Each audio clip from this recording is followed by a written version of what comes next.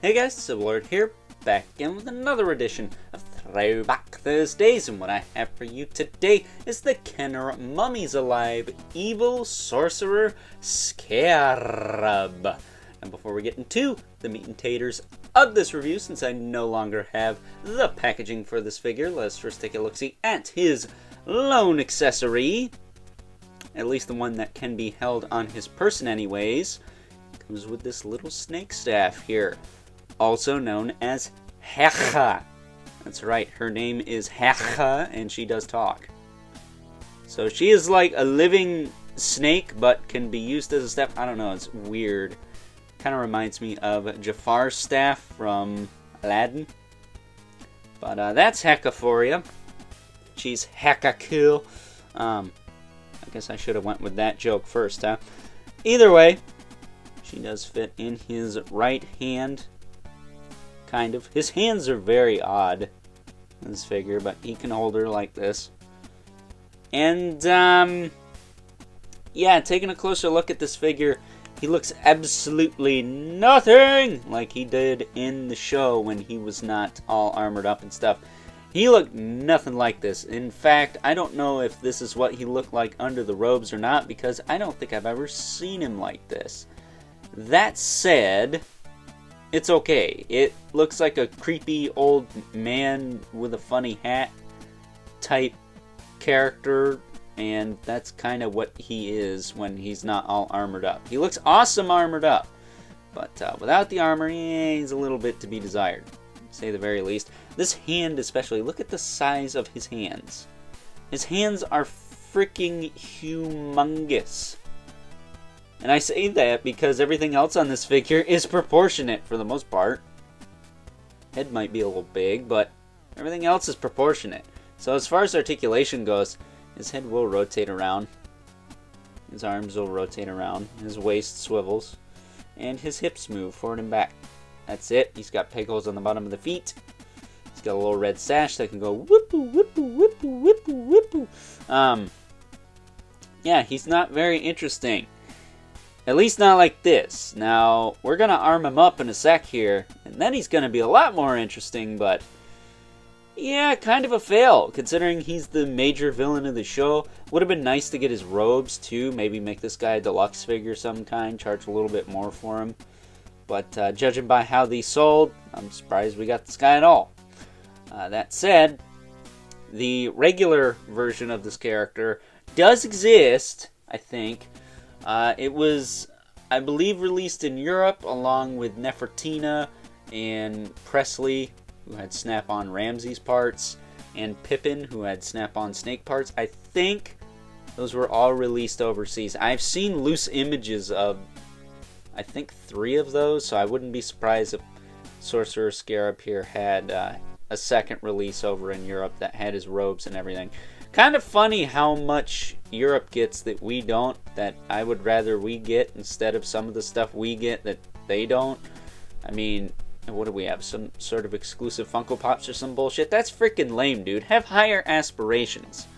But either way, it was the same way when I was collecting Ben 10 2. Europe got all the cool shit. We got all the reissued crappy looking repaints. So his armor. Yeah, this is gonna add a lot to the figure. So slipping this on can be easier said than done. So I'm gonna do it off cam. Slips on just like so, and gives him a lot more chunk, I'll say, than he had before. I want to say this isn't even down all the way. I think it is. I can't tell.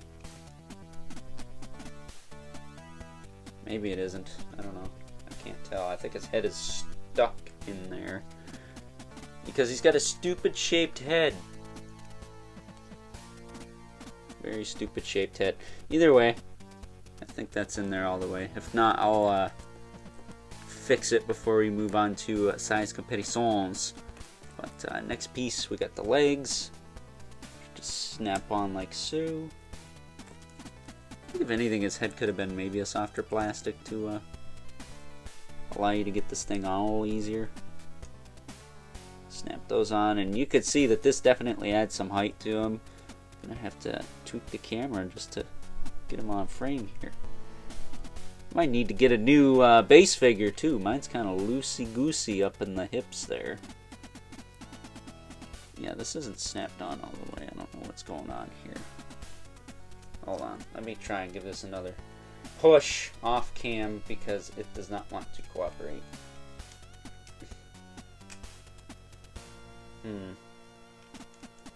You know, this could be easier said than done. Alright. There we go. Now it's on. I knew it wasn't on. I knew it wasn't. Maybe it's the same. I don't know. I can't tell anymore. Let's actually try and get his hat on here. He's got this little mask. It's supposed to snap down like that, and then over his face. There you go. Usually I save the helmets for last, but since this guy's giving me shit, decided what the heck. We'll cut ahead a little bit. He's got this little arm here. Snaps right on. Actually, is this the right side? Yeah, that's the right side. The other ones were a little easier to put together, I'll say. And then he's got this arm here. There we go. And there is Sorcerer's Scarab, all armed up. Ready to go, ready to whoop some ass. He looks awesome like this. I really like this. Would not mind getting a better, I don't know, base figure since his joints are pretty loosey-goosey, at least compared to my other Mummies Alive figures. So, you know, it is what it is. That said, his armor does stay on pretty well. And as far as getting him to hold old Heka here, use Heka kill, that can also be easier said than done because she doesn't really line up with the Scarab hand all too well. Oh, of course, now it sits in there just fine. You know, that thing was falling out and everything before, and now it wants to be good for the camera, so you know what? I appreciate that, but screw you, Heka, you little bitch. Oh, man.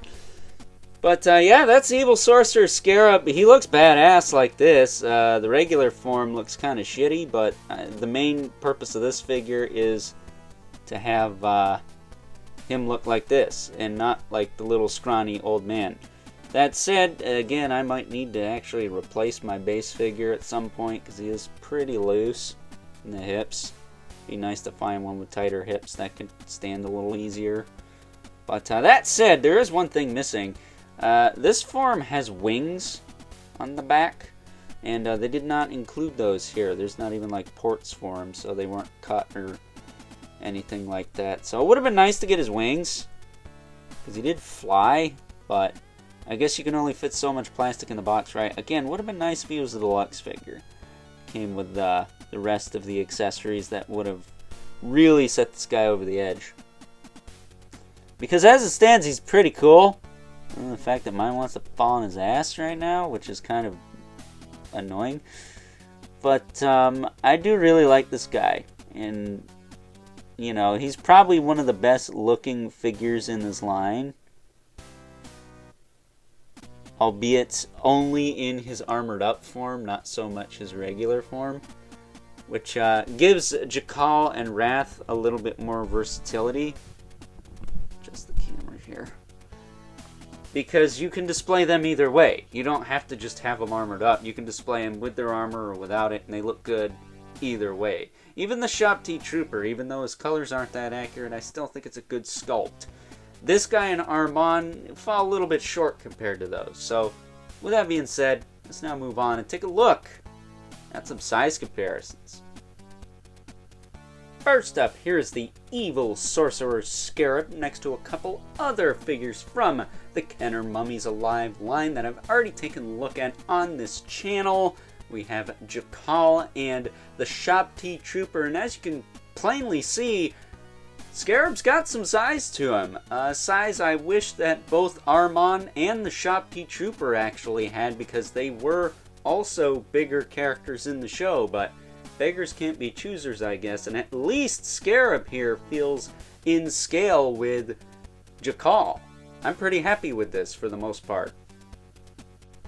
And last but certainly not least, we have our two regulars, the Mythic Legions, Brother Mandibulus.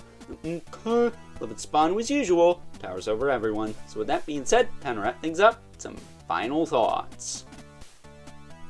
Overall, and if I'm being 110% honest with you, I can't say I enjoyed this figure as much now as I did back when I initially got him.